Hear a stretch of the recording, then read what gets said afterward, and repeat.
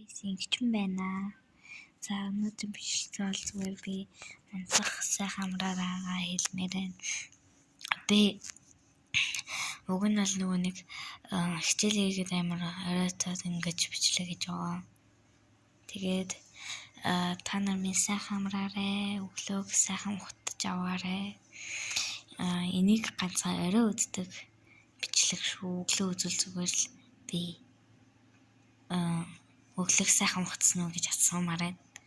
Өглөө мэдээж одоо орой үзэж байгаа хүн байхгүй бах энэ дотор.